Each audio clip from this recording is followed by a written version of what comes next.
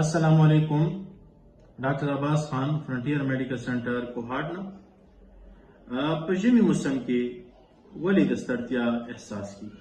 زیاتره مریضان موږ ته راځي او وایي چې بدن مې درد کوي، ستړی ستړی یم، خوبجن حالت راته راځي دې وجوهاتو باندې بحث کوو.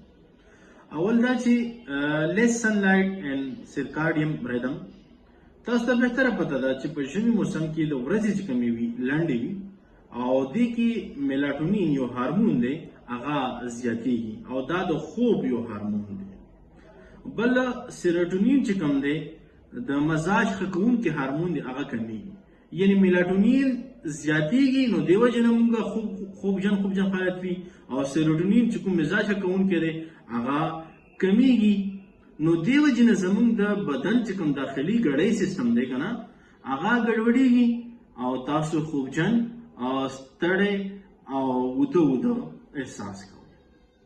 دویمه وجه دی د ویټامین ډي ډیفیشنسي ده، د ویټامین ډي کموالی دی.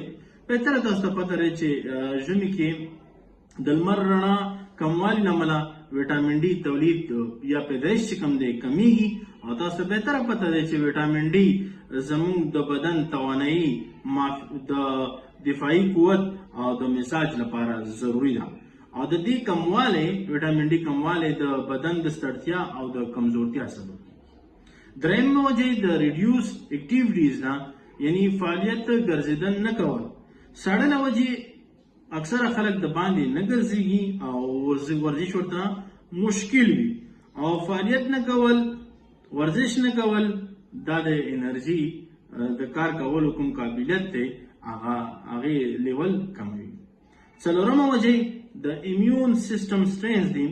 تاسو ته بهتره پته ده چې په ژمي کې ساړو موسم کې بیکټیریا او وایرسونه ډېر زیات وي. زموږ بدن په ژمي کې دې سره د جنګ لپاره زیاته انرژي ایکسپینډ کوي او بیا دا د فټیګ یا د ستړتیا سبب زموږ بدن کې. بله وجه سټریس اینډ روټینز. اکثره په ژمي کې د زیاتره خلکو چوټیانې او په کور باندې وي. یو خو د چوټیانو سټریس وي، بېروزګارتیا وي ورسره. دویم د روټین ګډوډېدل او دننه زیاته پاتې کېدل د انسان د بدن د ستړتیا سبب کېږي. بلې وجه دی سیزنل افیکټیو ډسارډر. ځینې کسانو لپاره د لمر چې کوم رڼا دی کموالی د ډپریشن یو شکل ټریګر کوي، یعنی د لمر د کموالي وجې نه مریضانو ته د ډپریشن علامات رامنځته کېږي او بیا دا